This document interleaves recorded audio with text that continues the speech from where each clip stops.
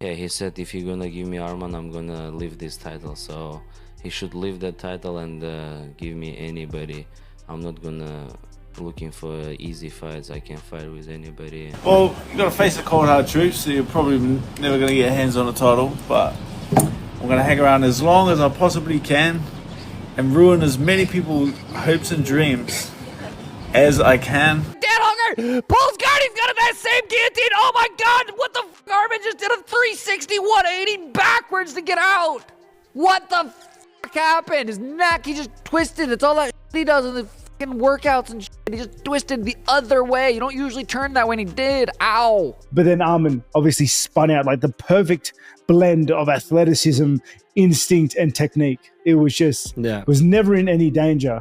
After a dominant win over Dan Hooker at UFC Qatar, Arman Tsarukyan called out Ilia Topuria for a title fight in January. He claims that most fighters are avoiding the toughest matchup, especially Ilia, and made it clear that he believes himself to be the true #1 contender. Arman urges the UFC not to book an easy fight and says he is ready to sign a contract early in 2026. Arman Tsarukyan said, "Everybody's running, especially Ilia. There's just one #1 contender. It's Arman Tsarukyan. Don't make an easy fight. I'm ready. End of January. Just send me the contract." Arman Tsarukyan called his matchup with Ilia Topuria the biggest and best fight that could be made in any division. He accused Ilia of avoiding the challenge and told him to stop running, using the same nickname again. Arman Tsarukyan said, "Me versus Ilia is the best fight to make across any division. No more running El Pato." On the other hand, Ilia Topuria goes off at Arman Tsarukyan by posting a video of their interaction at UFC Qatar. While the moment initially looked friendly, Ilia took a different tone and claimed Arman acted bold online but stayed quiet when they met face-to-face. He mocked Arman for freezing up in person and suggested he could handle him easily. Ilia interestingly said he slapped Arman in that video and said Arman only laughed it off before later trying to act tough on social media. Ilia Topuria said, "Arman, every time we see each other in person, you freeze up like a scared duck with no idea what to do. You know I handle you however I want. I fight whoever the UFC chooses. And remember, I slapped you and you just laughed, then you go around acting like a gangster. So keep going, you're on the right path. Just a few levels below me, kid." Arman responded by downplaying the incident, saying Ilia only lightly touched his neck. He suggested Ilia was acting out of insecurity and made it clear he did not need to play tough on social media because his real work happened inside the cage. Arman added that if Ilia truly wanted to know what a real slap felt like, he would be willing to show him soon, ending with a mocking remark. Arman Tsarukyan said, "Bro, you touched my neck like we were taking a family photo and now you're calling it a slap online? The clip is clear. Your insecurity's even clearer. I don't need to act tough for Twitter. My work is inside the cage. If you want to know what a real slap feels like, I'll be happy to educate you. See you soon, El Pato." Arman Tsarukyan insists Ilia Topuria should give up the belt if he doesn't want to face tough challengers. He claims Ilia is avoiding him, but Arman makes it clear he doesn't chase easy fights and believes he is the real contender deserving the matchup. Yeah, he said if you're gonna give me Arman, I'm gonna leave this title. So he should leave that title and give me anybody. I'm not gonna looking for easy fights. I can fight with anybody, and UFC knows I'm like open to anybody. And I don't know, he's trying to not call my name. He knows that the #1 and the real fighter, it's me. On the other hand, Arman Tsarukyan showed respect to Dan Hooker for accepting the fight. He said Hooker was braver than the current champion for stepping up and taking on the challenge. Arman Tsarukyan said, "Respect to Dan Hooker for taking the fight. He has bigger balls than the champ of the division." Arman Tsarukyan further thanked Dan Hooker for accepting the fight and helping save his year. He explained that if Hooker had not taken the matchup, he likely would not have been able to compete this year and might have missed his chance at a title next year as well. He added that because of Hooker stepping in, he was able to stay active and gain money, attention, and new opportunities. Dan is a good fighter, good man, but you know he's not on that level. He took a chance, he got the money, but I want to say thank you for him too, because if if he didn't take this fight, I couldn't fight this year, and next year probably I'm not gonna get the title. But because of him, I'm here. I got the win, I got money, I got everything, attention. You know, I just want to say thank you to him too. Dan Hooker also responded to Arman by showing mutual respect, admiring Arman's words. Dan Hooker replied, "Respect, mate, absolute class." Dan Hooker also shared a lighthearted message after his loss to Arman Tsarukyan, joking that he probably wouldn't ever touch a title. He said he planned to stick around and make life difficult for as many fighters as possible, adding that if he couldn't have the big rewards, then nobody else was going to get them easily either. Well, you've got to face the cold hard truth, so you're probably never going to get hands on a title, but I'm going to hang around as long as I possibly can and ruin as many people's hopes and dreams as I can, because if I can't have nice things, no one can. Cheers. Cheers to that. Meanwhile, Khamzat Chimaev believes Arman Tsarukyan must fight for the title next. He calls Arman the best and the true number one, insisting he deserves a shot at the belt. Performance was crazy like we accept. I knew it's gonna be finished, but I wanted to wait, so don't say that. I was right. I like we accepted, you know. So Arman is the best, so he's the number one. He's the champion. He's the athlete. I believe this guy is one of the best fighters in the world. He has to fight for them.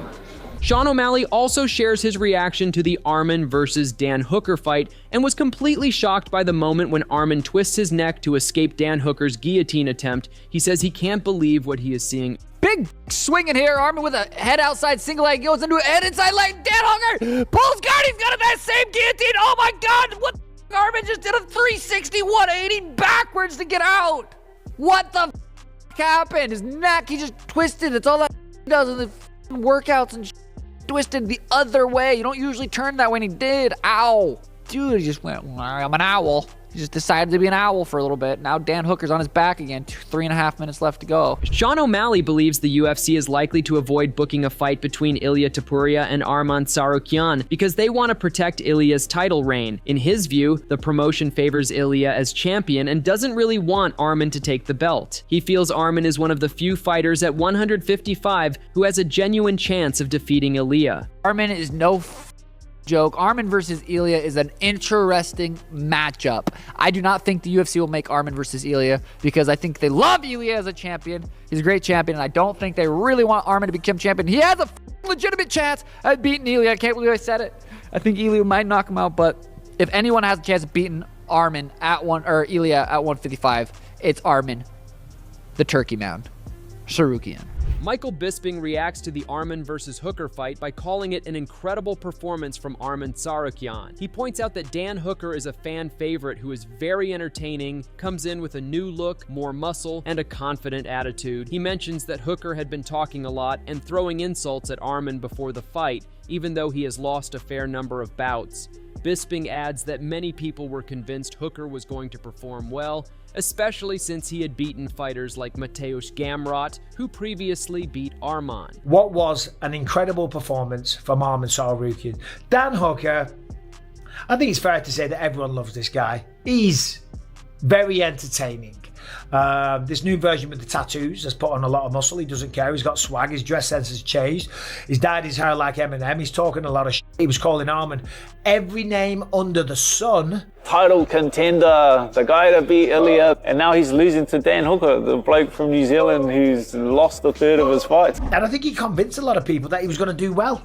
And you know, granted, he has beaten the likes of Mateusz Gamrot that beat Arman Tsarukyan. Michael Bisping praises Arman's dominance on the feet during the fight. He points out how Arman lands sharp punches, knees, and kicks while seriously damaging Hooker's leg. He then explains that Arman takes the fight to the ground, nearly traps him in a crucifix, and rains down punishing elbows. In the second round, Arman keeps the same pressure, gets another takedown, and finishes the fight with a choke. Bisping still respects Hooker's toughness, but notes that Arman represents the new generation and adds that Ilia staying quiet, along with past comments about giving up the belt, speaks volumes. But tonight, Arman was fantastic.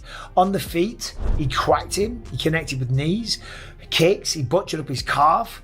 I mean, everything that he was throwing was landing with authority. Then he took him down, almost crucifixed him, elbowed the crap out of him and just made life miserable for Dan Hooker. And then in the second round, it was more of the same. He went out, butchered him up, landed some shots, took him down, and then choked him out.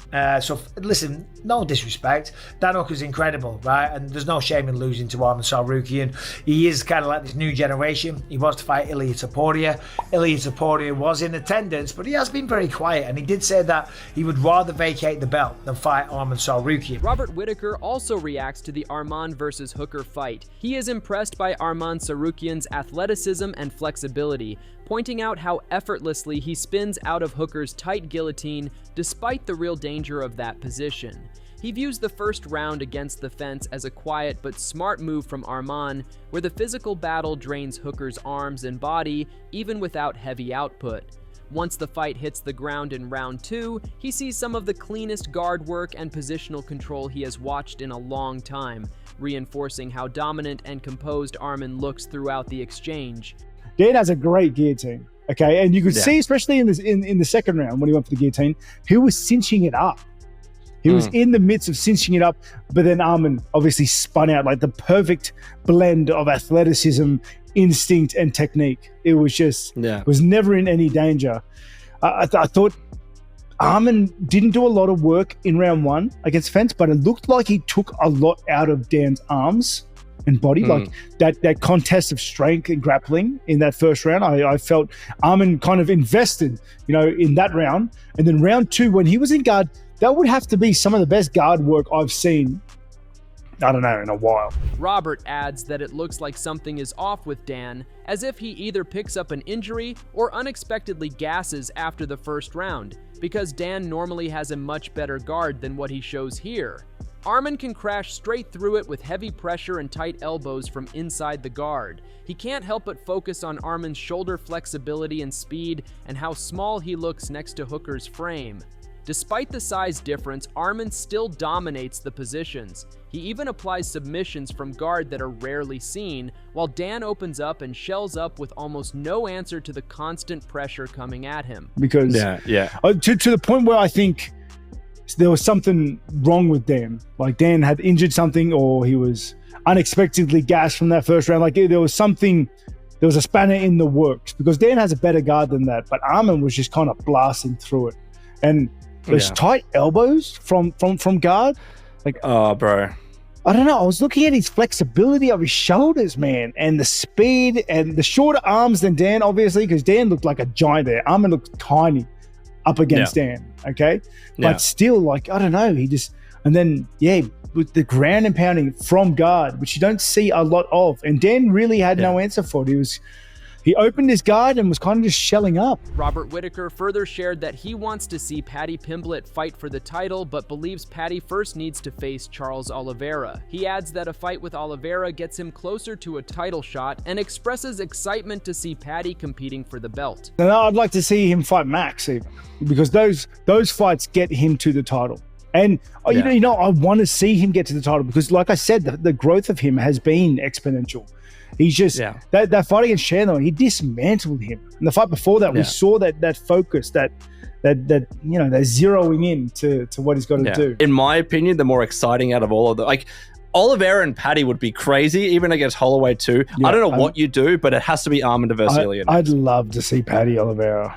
It'd be so good, right? On the ground. That's a great fight. Furthermore, Henry Cejudo praises Tsarukyan for his clinical performance and predicts he will be the one to dethrone Ilia Topuria. Henry Cejudo said, "Clinical performance put forth by Tsarukyan. He will be the man to dethrone Ilia Topuria." Clinical performance put forth by Tsarukyan. He will be the man to dethrone Ilia Topuria. Henry Cejudo insists that Arman Tsarukyan versus Ilia Topuria is the only fight that makes sense for the lightweight title and urges the UFC to book it. Henry said, "Arman Tsarukyan versus Ilia Topuria is the only fight that makes sense for the lightweight title.